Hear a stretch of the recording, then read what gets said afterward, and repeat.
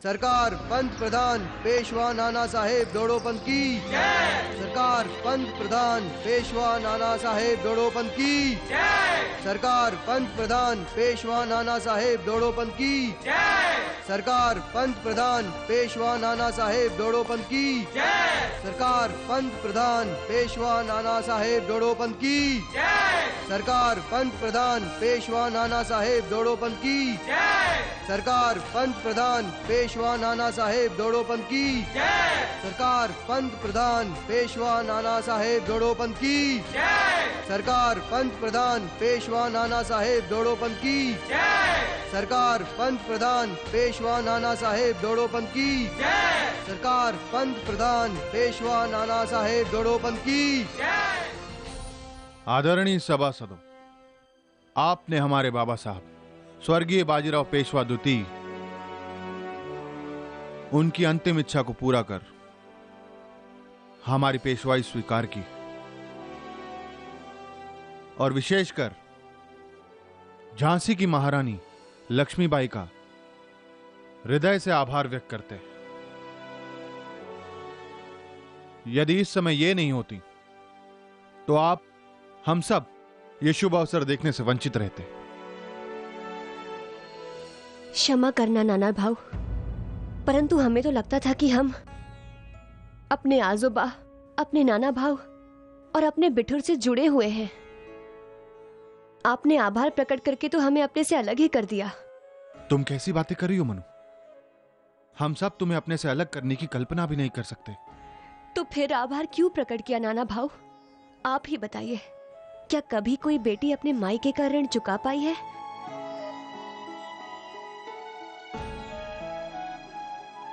हमने तो जो कुछ भी किया वो हमारा कर्तव्य था। मैं जानती हूं बेटा कि तेरे बहुआयामी व्यक्तित्व के सामने प्रशंसा और गर्व भरे शब्द भी छोटे पड़ जाते हैं। समझ में नहीं आता कि तेरा ऋण हम कैसे चुकाएंगे। बस आजीसा, ऐसा कहकर अपनी मणिकर्णिका को शर्मिंदा मत कीजिए। मनु, तुम चाहे जो कुछ भी कहो, यदि आज तुम नहीं होती तो आज हमसे हमारा बिठुर छिन गया होता। ये आप क्या कह रहे हैं भाऊ? हम तो ये सपना सजाए बैठे हैं कि इन धूत फिरंगियों से अपनी धरती माँ की रक्षा के लिए रणद्रोही आप बचाएं। आजूबा ने हमें जितना इन फिरंगियों के बारे में बताया, उससे कई अधिक हमारी आंखों ने उनके अत्याचारों को देखा है। जिस दिन हम सब संगठित हो गए, उस दिन इनके अत्याचार और साम्राज्य का सूरज डूब जाएगा।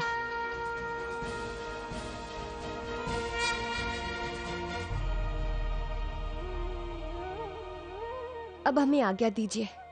अभी तो हम सब ने तुझे गले लगाकर तो पल आराम से बात तक नहीं की, और जाना तो हम भी नहीं चाहते हैं, परंतु आप लोग तो जानते ही हैं कि महाराज के केवल फिरंगी ही शत्रु नहीं है, हमारी आवश्यकता झांसी में भी है। जानती हूँ बेटी, इसीलिए चाहकर भी तुझे नहीं रोकूंगी। भाई साहब, चलने के लिए पालकी तैयार है। नहीं ताते गुरु, अभी आप नहीं जाएंगे। क्यों भाई साहब? अभी आप घायल हैं, जब स्वस्थ हो जाए तब बाबा के साथ आ जाइएगा। नहीं भाई साहब, हम आपको अकेला नहीं जाने देंगे। नहीं ताते गुरु, सुरक्षा दास हमारे साथ जा रहे हैं, और यदि आप हमारे साथ चले तो नाना भाऊ यहाँ अकेले हो जाएंगे। इस समय आपकी आवश्यकता यहाँ अधिक है। परंतु नहीं ताते गुरु, आपकी मनु स्वयं की सुरक्षा में सक्षम है, आप यहीं रहिए।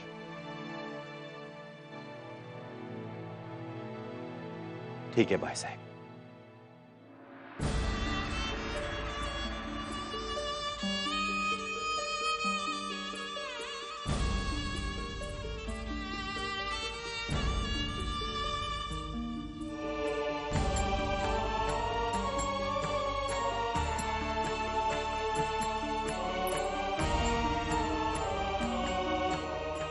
अब विदा कीजिए आजी साहब।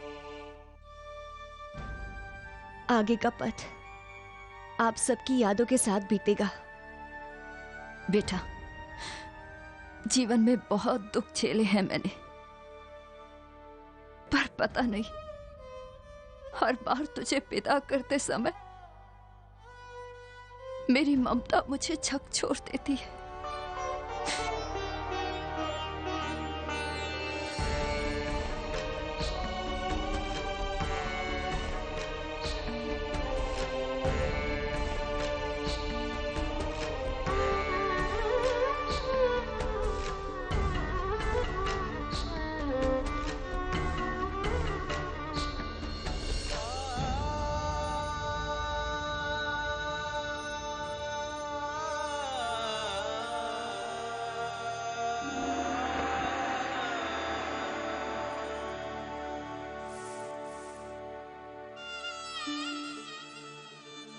आंचल फैलाओ बेटा।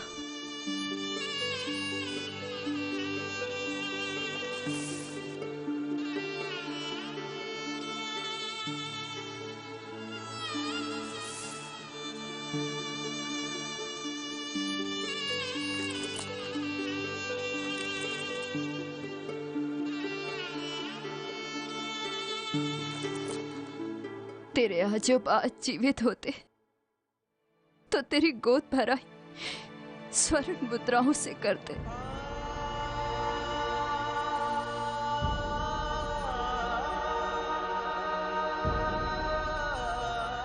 लेकिन 13 दिन तक कोई शुभ कार्य कर भी तो नहीं सकते और बेटी को खाली हाथ भेज भी नहीं सकते। इसीलिए ये विधि कर रही हूं, वो भी महल के बाहर।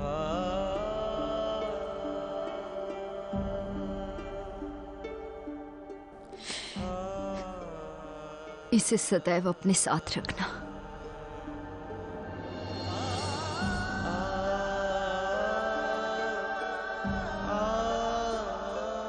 हमें आपकी सच में बहुत याद आएगी, बहुत।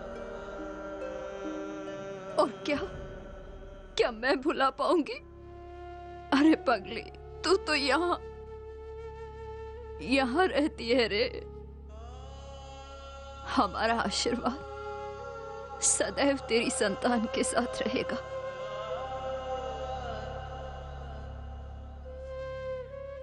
एक बात और बेटा, जब तू छोटी थी तो मैं समझती थी कि तू गलत कर रही है।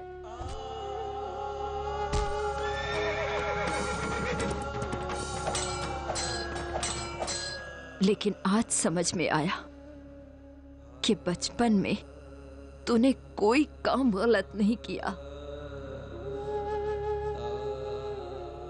मूर्ख तो मैं थी जिसने तुझे प्रताड़ित किया। हो सके तो इस बूढ़ी को क्षमा कर देना बेटा। नहीं नहीं आजी साहब, ऐसा मत कहिए। हमें तो कभी भी आपकी किसी भी बात का बुरा नहीं लगा। जो दीक्षा हमें आपने दी है वो हमें कभी किसी से नहीं मिली और ना ही मिल सकती है। आपकी मनु यदि अपने क्रोध पर नियंत्रण कर सकती है तो आपके कारण, केवल आपके कारण। आपसे ही सीखा है उसने।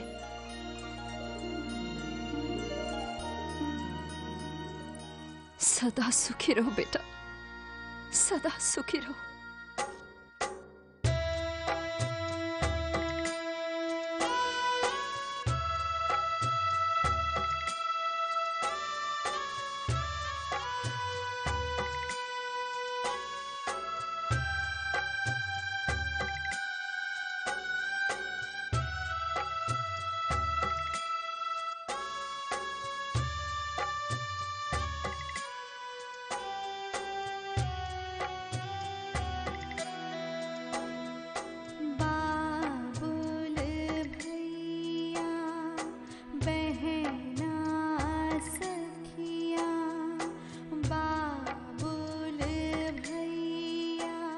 भाई साहब, अपना ध्यान रखिएगा।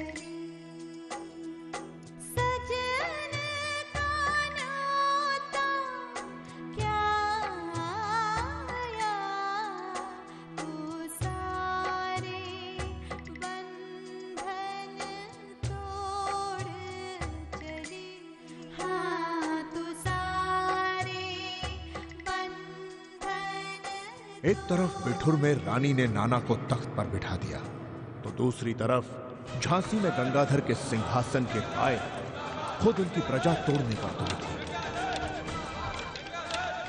समाज के वो स्तंभ जिन्हें अछूत माना जाता था, गंगाधर के निर्णय से बौखला उठे कि उन्हें जनेऊ नहीं पहनने दिया जाएगा।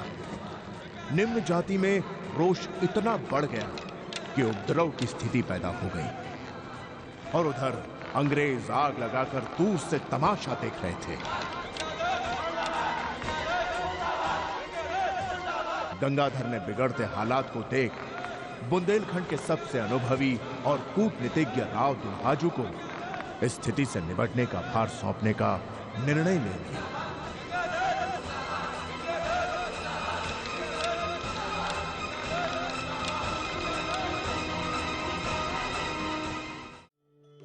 महारानी लक्ष्मीबाई की, महारानी लक्ष्मीबाई की, यही हक है, महारानी लक्ष्मीबाई की, यही है, बात यही है, बुंदेलों की शान यही है, महारानी लक्ष्मीबाई की, उसके लिए इसके सिवा कोई नहीं है, महारानी लक्ष्मीबाई की, महारानी लक्ष्मीबाई की, हक यही है, हक है, हक है, हक यही है, हक है, हक है, हक यही है, हक है। महाराज वो विद्रोह कर रहे हैं, इसके पहले कि उपद्रव की स्थिति उत्पन्न हो जाए हमें उन्हें दबा देना चाहिए।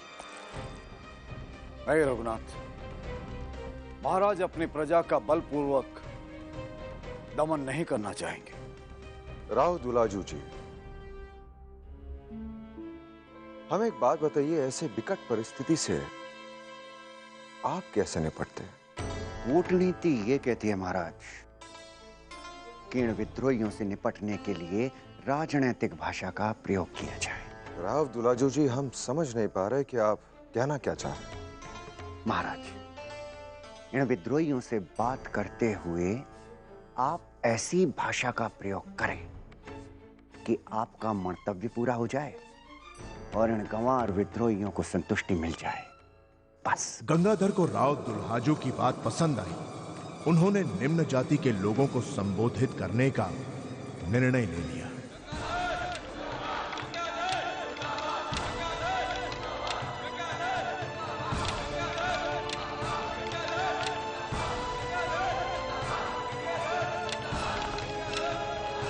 प्रिय झांसी वासियों, आप सब ने मिलकर हमें अपना संरक्षक चुना, इसलिए हमारे भावनाओं को समझने का प्रयास तो करो और विश्वास कीजिए, हम हमारा कोई भी आदेश बलपूर्वक आप पर थोप नहीं रहे हैं, क्योंकि आप सब जानते हैं कि जिन धार्मिक रीति रिवाज और संस्कारों को हजारों वर्षों से हम निर्वाह करते चले आ रहे हैं, उसमें कुछ अराजक तत्वों ने विघ्न डालना आरंभ कर दिया है, जिसके कारण झांसी के शांतिपूर्ण वातावरण में अशांति और उन्माद की स्थिति उत्पन्न हुई है और यह स्थिति किसी भी राज्य के नरेश सहन नहीं कर सकता। इसीलिए समाज में जिन्हें जनेऊ पहनने का अधिकार है और था वही जनेऊ पहनेंगे, दूसरा कोई नहीं।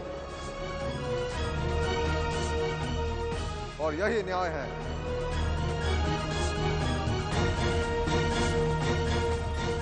ये न्याय नहीं है गंगाधर। सच ये है कि तुम स्वयं ब्राह्मण हो, इसलिए हमारा पक्ष क्यों लोगे?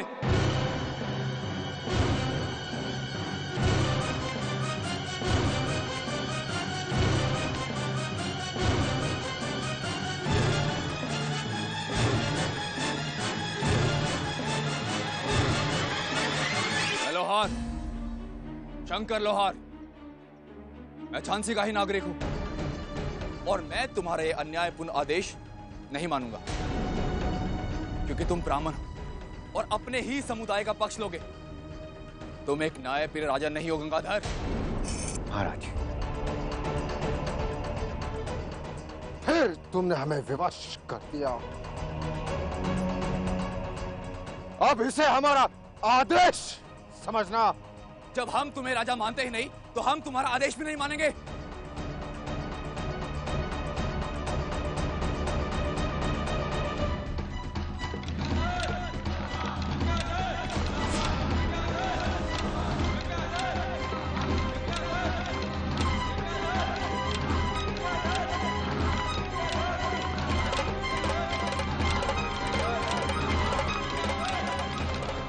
इस पागल घोड़े को एक ब्रिटिश ऑफिसर ही लगाम लगा सकता है।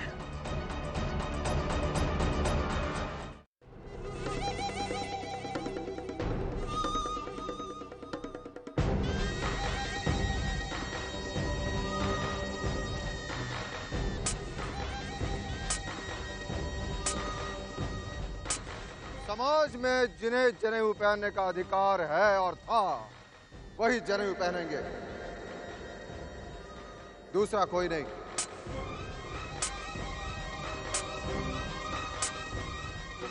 हर समुदाय को दूसरे समुदाय की भावनाओं का आदर करना होगा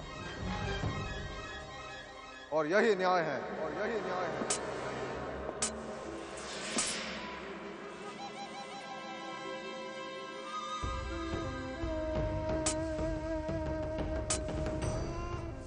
कंपनी की सारी तलवारें आपको 2 दिन में मिल जाएंगी। अभी ये तलवार मैं अपने किसी काम के लिए बना रहा हूं। जिसके लिए बना रहे हो उसे मारना इतना आसान नहीं है। वो किंग ऑफ झांसी है। उसको खत्म करने के लिए हमारी मदद की जरूरत पड़ेगी तुम्हें। आप लोग क्या हमारी सहायता करोगे? हाँ, बहुत कुछ कर सकता हूं, बस तुम वो करो जो मैं कहूं।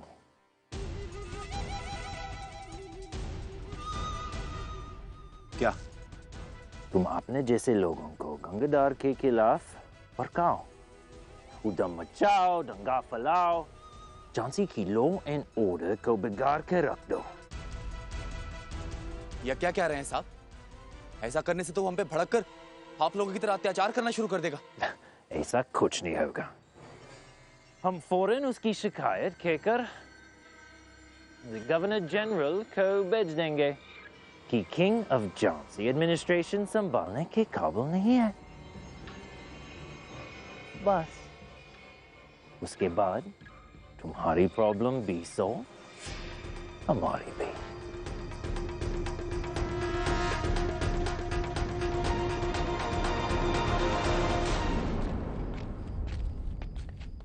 हे देवा, झांसी में सब कुशल हो।